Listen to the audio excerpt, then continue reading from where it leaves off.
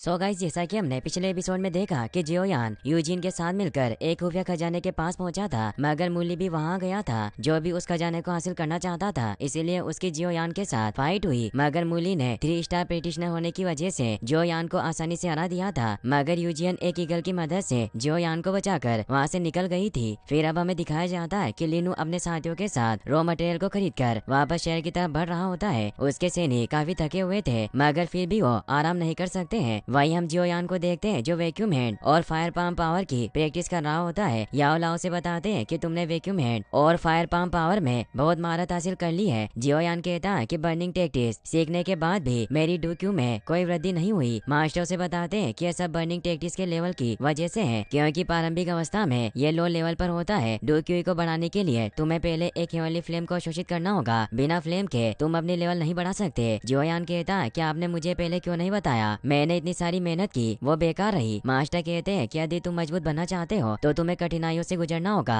एक single flame collect करनी होगी। फ्लेम को शोषित करने के बाद बर्निंग टैक्टिक्स हाईएस्ट लेवल पर पहुंच जाएगी, जिसका स्तर 3 लेवल से भी आगे होगा। जियोयान इससे खुश होता है और कहता है कि बर्निंग टैक्टिक्स तो दुनिया के नियमों को भी तोड़ रहे हैं। मास्टर कहते हैं कि यह सब बर्निंग टैक्टिक्स का जादू है, पर बर्निंग टैक्टिक्स के शुरुआती प्रभाव जानलेवा हो सकते हैं। इसीलिए मैं तुम्हें अपनी रक्षा के लिए एक टेक्निक सिखाऊंगा। जियोयान भेड़ चाहता है और मास्टर से बर्निंग टैक्टिक्स को बांधने की एक रिवॉल्विंग सील सिखाते हैं, जिसके लिए वो उसे अपनी डूक्यू फ्लेम की पावर देते हैं। जियोयान उस फ्लेम को अपने हाथों पर इकट्ठा करता है और उनसे हमला करता है। उसके हमले से सामने के सभी पेड़ जलकर नष्ट हो जाते हैं। मास्टर कहते हैं कि तुमने बहुत अच्छा किया, तुमने एक बार में ही बर्निंग टैक्टिक्स में महारत हासिल कर ली, पर ये तुमने मेरी बोन चिलिंग फ्लेम को उधार लेकर किया। पर तुम चिंता मत करो, तुम मेरे स्टूडेंट हो, भले ही तुम्हारा लेवल ना बढ़े, पर मेरी रिफाइनिंग मेडिसिन तुम्हारे लेवल बढ़ाने में जरूर मदद करेगी। तभी याओ लाओ को एहसास होता है कि जियाली की मेडिसिनल टीम यहाँ से गुजरने वाली है, इसीलिए जियोयान को इस बारे में बताते हैं। फिर हम देखते हैं कि लीनू जब अपने साथियों के साथ आगे बढ़ रहा था तो उसे रास्ते में एक तलवार जमीन में गड़ी हुई नजर आती है। इसीलिए अपने दोनों सैनिकों को उसे लेकर आने को कहता है, मगर उसे हिला भी नहीं पाते। तभी जियोयान बड़ी चालाकी से लीनू के सभी सैनिकों को अपने फायर पाम पावर से खत्म कर देता है। लीनू भी अपने एरो से हमला करने के लिए तैयार हो जाता है। तभी जियोयान ओल्ड मास्टर के गेटअप में उसके सामने आ जाता है। लीनू उनके ऊपर हमला करता है, मगर जियोयान उन एरो से बच जाता है। लीनू देख लेता है कि वो जियोयान है। जियोयान अब अपनी तलवार को बाहर निकाल लेता है तो लीनू भी अपना स्पीयर लेकर उस पर हमला कर देता है। जियोयान उससे फाइट करता है और लीनू उससे नहीं जीत पा रहा था। लीनू से कहता है कि तुम अपने एक अजीब हथियार से मुझे नहीं हरा सकते, मैं एक 3 मास्टर डू ग्रैंड मास्टर हूँ। और वो उस पर वेव से ओल्ड पावर से हमला करता है, मगर जियोयान उसके हमले को रोक लेता है और उसे नीचे गिरा देता है, जिससे उसकी डेथ हो जाती है। जियाली का एक सैनिक वहाँ से डरकर भाग जाता है। फिर हमें जियाली को दिखाया जाता है, जिसे उसका एक सैनिक आकर बताता है कि किसी आदमी ने हमारे सारे मटेरियल को नष्ट कर दिया और लीनू को भी मार डाला। इससे जियाली भी परेशान होकर कहता है कि किसने किया होगा। वो सैनिक बताता है कि हमने उसका चेहरा नहीं देखा, उस हमलावर ने अजीब टेक्निक का इस्तेमाल किया था, साथ ही उसने सफेद आग से हमारे सारे मटेरियल को भी नष्ट कर दिया और लीनू को भी उसी फ्लेम से मारा गया था। तो याओ को याद आता है कि जियोयान ने जब उससे लड़ाई की थी तो उस वक्त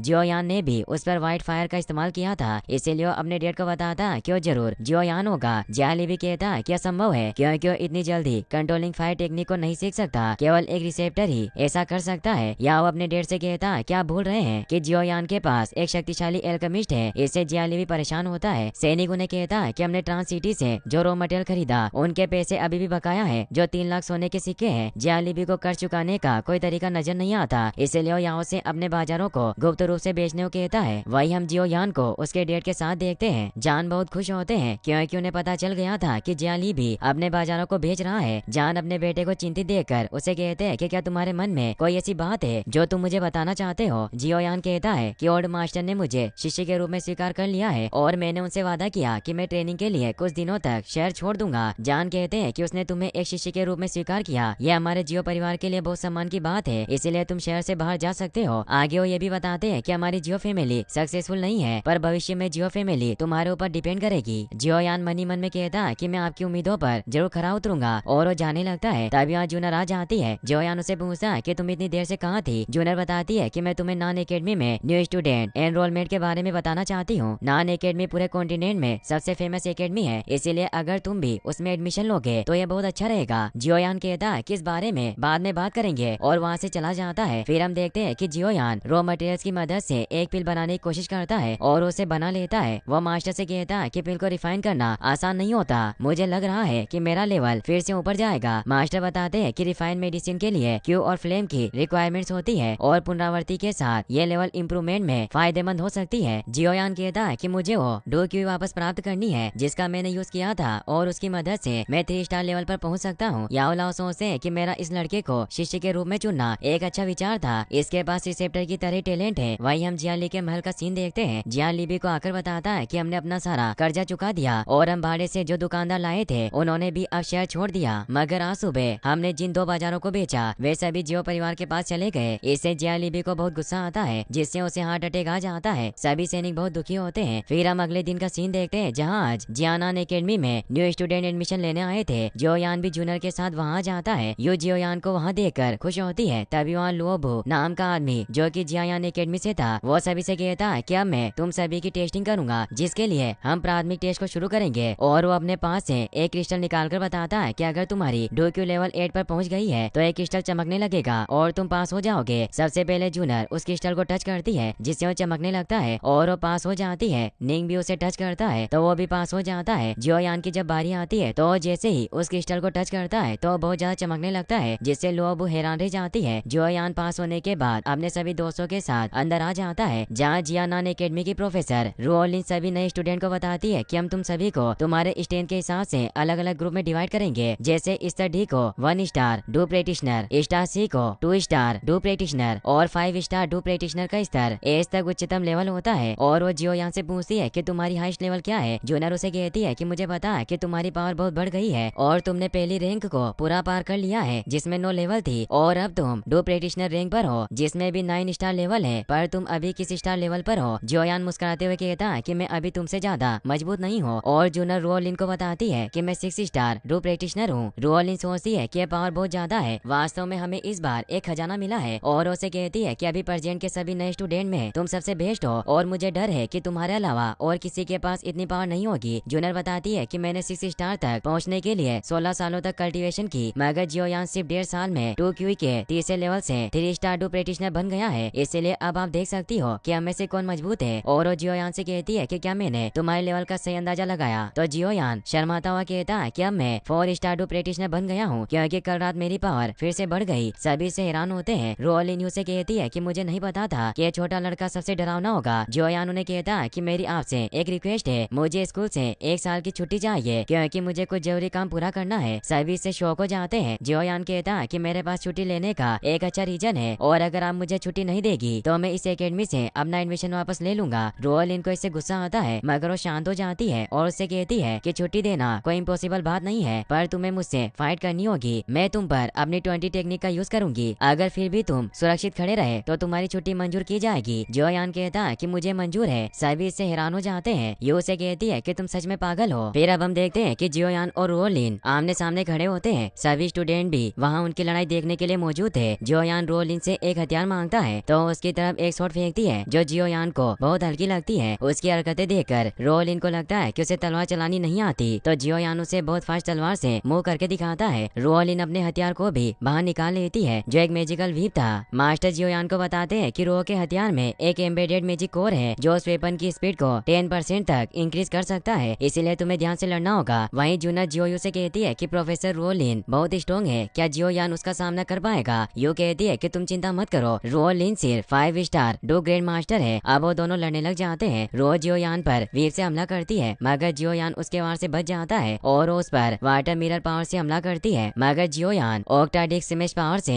उनके वार को रोक लेता है और उनसे फाइट करने लग जाता है मगर वो उस पर मिड लेवल जुआन टेक्निक की वाटर प्रिजनर पावर का यूज करती है जिससे जियोयान पानी में कैद हो जाता है। रुओलिन को लगता है कि वो हार जाएगा इसलिए वो जियोयो को उसकी मदद करने को कहती है लेकिन तभी जियोयान सुरक्षित वाटर प्रिजन से आजाद हो जाता है। रुओलिन उसे कहती है कि वास्तव में तुम बहुत अमेजिंग हो। जियोयान उन्हें कहता है कि मैं भाग्यशाली था क्योंकि आपने अपनी पूरी शक्ति का यूज नहीं किया। रुओलिन बताती है कि अगर मैंने अपनी पूरी पावर लगाई होती तो मैं शायद इस एकेडमी में ज्यादा काम नहीं कर पाती और अब मैं तुम्हें छुट्टी की मंजूरी देती हूँ। और बाकी सभी स्टूडेंट को कहती है कि तुम्हारे पास 7 दिन का समय है, सब सामान तैयार कर लो क्योंकि हम 7 दिन बाद यहाँ से जियानान एकेडमी के लिए रवाना होंगे। तो जियोयान उन्हें कहता है कि आप हमारी सिटी का दौरा करें और आपको वास्तव में वोटान सिटी पसंद आएगी इसलिए आप हमारी फैमिली में यही रह सकती हो। रुओलिन कहती है कि मैं तुम्हारी उदारता की सराहना करती हूँ लेकिन वोटान सिटी में एकेडमी का एक रिसेप्शन डेस्क है। जियोयान के इतना अनुरोध करने पर रुओलिन मान मान जाती है और कहती है कि मैं तुम्हारे घर का दौर जरूर करना चाहूंगी, क्योंकि जिस फैमिली ने तुम्हारे और जूनर जैसे अच्छे स्टूडेंट को तैयार किया हो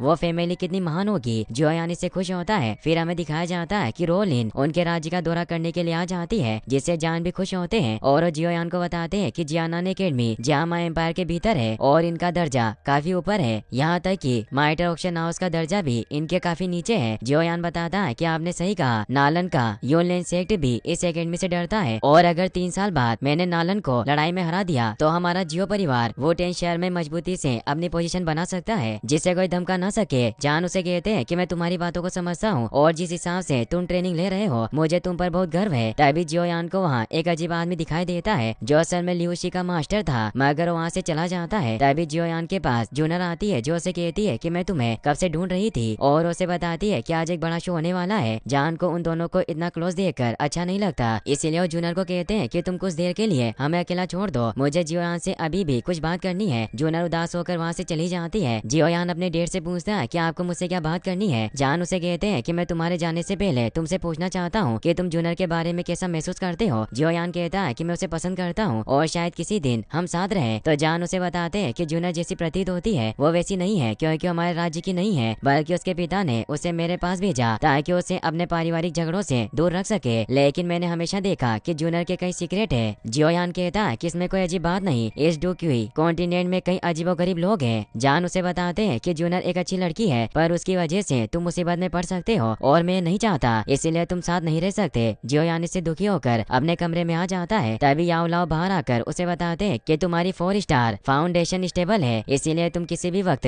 5 स्टार पर पहुंच सकते हो और अभी कुछ ऐसी स्किल्स है जिसका तुम उपयोग नहीं कर सकते, लेकिन तुम जल्दी उन स्किल्स का यूज कर पाओगे। मगर जियोयान काफी दुखी था। याओलाओ से कहते हैं कि तुम्हारे पास शौक मनाने का ज्यादा वक्त नहीं है, 3 ईयर एग्रीमेंट जल्दी आने वाला है, हर सेकंड का तुम्हारे लिए महत्व होगा। जियोयान उनकी बात समझ जाता है। वही हम जियाली पैलेस को देखते हैं जहाँ लियूशी का मास्टर उनके पास आ गया था, इसीलिए जियाली भी उस ग्रैंड मास्टर को कहता है कि आपको अपने स्टूडेंट की मौत का बदला लेना चाहिए, उसे जियो फैमिली ने मारा है और उन्होंने मेरे पूरे परिवार को भी बर्बाद कर दिया, हम जियो परिवार को नहीं हरा सकते। ग्रैंड मास्टर से कहते हैं कि मैं यहाँ अपने शिष्य का बदला लेने आया था, लेकिन जैसा मैंने आज देखा कि जियानान एकेडमी जियो परिवार में विजिट कर रही थी और मैंने ये भी सुना है कि वो एकेडमी वुटेन शहर में जियो परिवार के साथ रिसेप्शन डेस्क लगाने की योजना बना रही है, जिस वजह से मैं जियो परिवार पर हमला करने की हिम्मत नहीं कर सकता। जियाली भी कहता है कि क्या आप अपने शिष्य की मौत का बदला नहीं लेना चाहते। ग्रैंड मास्टर कहते हैं कि लियूशी का स्वभाव बहुत मेला था और वो दुनिया पर कलंक था, इसीलिए उसे कभी न कभी मरना ही था और तुम्हें इस बारे में भूल जाना चाहिए। ये कहकर वहाँ से चले जाते हैं। जियाली को बहुत गुस्सा आता है। वहीं जियोयान जब कमरे से बाहर आता है तो उसे याफे वहाँ बैठी हुई नजर आती है। जियोयान ने उसे कहा कि तुम आज यहाँ कैसे आ गई। याफे उसे कहती है कि हम एक दूसरे को जानते हैं, इसीलिए मैं तुमसे विदा लेने आई हूँ, क्योंकि मैंने सुना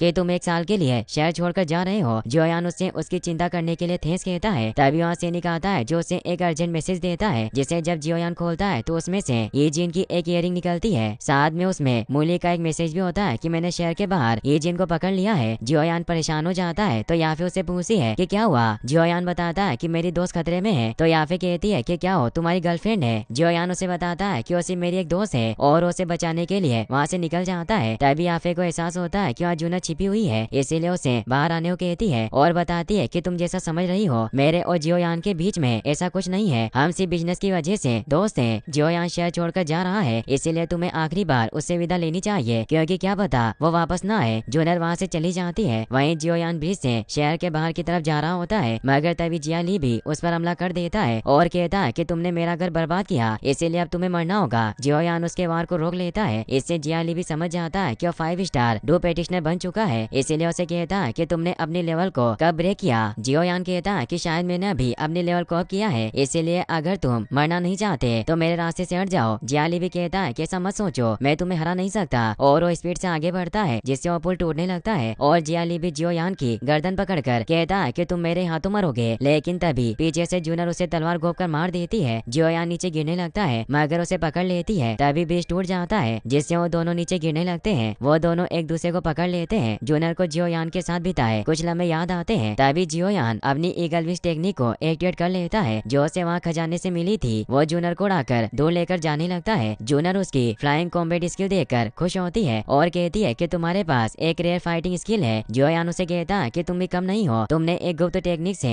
जियाली को मार डाला। जूनर कहती है है कि मैं जल्दी में थी, इसीलिए मैंने गुप्त टेक्निक का यूज किया। फिर उसे ये भी बताता है कि डैड ने मुझे तुमसे दूर रहने को कहा क्योंकि तुम्हारे पास गुप्त स्किल है। जूनर उसके मुंह पर हाथ रखकर उसे रोक देती है और बताती है कि मेरे पास जो रहस्य है वो मैं तुम्हें नहीं बता सकती, लेकिन तुम मेरे बारे में क्या सोचते हो ये तुम पर डिपेंड करता है। जोयान मुस्कुराता है और वो दोनों एक दूसरे के सर को टच करते हैं। वहीं हमें नालन को दिखाया जाता है जिसके पास ईगल एक मैसेज लेकर आता है जिसमें जोयान के बारे में लिखा था कि वो 5 स्टार 2 प्रैक्टिशनर बन गया है। गे उसे कहता है कि तुम्हारे डैड चाहते हैं कि तुम इस शादी को ना तोड़ो, तो नालन कहती है कि मैं वुटेन सिटी वापस कभी नहीं जाऊंगी और तुम्हें मेरी तरफ होना चाहिए। गे उसके बाद मान लेता है। नालन उसे कहती है कि मैं तुम्हें दानवांग की प्राचीन नदी में जाना होगा क्योंकि मुझे किंग डेन की सबसे अच्छी पीस चाहिए ताकि मैं तेजी से ट्रेनिंग ले सकूं। वहीं हम जियोयान को देखते हैं जो जूनियर को एक जगह उतार देता है और कहता है कि तुम यहाँ से घर चली जाना, मुझे अपनी दोस्त को बचाने जाना है। तो जूनियर उसे रोककर कहती है कि क्या वो तुम्हारी दोस्त तुम्हारी गर्लफ्रेंड तो नहीं। जियोयान कहता है कि तुम्हें ऐसा क्यों लगा, वो मेरी सिर्फ एक दोस्त है। जूनियर उसे चिढ़ाते हुए कहती है कि मैं तो बस कंफर्म कर रही थी और जियोयान वहाँ से निकल जाता है। जूनियर उसे जाते हुए देख रही थी और वो कहती है कि मैं तुम्हारा हमेशा इंतजार करूंगी। वहीं हमें मैजिक बिस्ट माउंटेन में मूली को दिखाया जाता है जिसने ईजिन को पकड़ रखा था और उसे उसका एक साथी बताता है कि हमें खबर मिली है कि जियोयान शहर से बाहर ईजिन को बचाने आ रहा है। मूली कहता है कि अगर जियोयान नान एकेडमी के एरिया से बाहर है तो मैं उससे आसानी से बाकी खजाने की चाबी हासिल कर सकता हूँ और मुझे विश्वास नहीं हो रहा कि जियोयान तुम्हें यहाँ बचाने आ रहा है। और इसी सस्पेंस के साथ ये एपिसोड यहीं पर खत्म हो जाता है। गाइस अगर आप इसका नेक्स्ट पार्ट भी जल्दी देखना चाहते हैं तो इस वीडियो को लाइक करने के साथ साथ चैनल को सब्सक्राइब जरूर कर लें। Thanks for watching.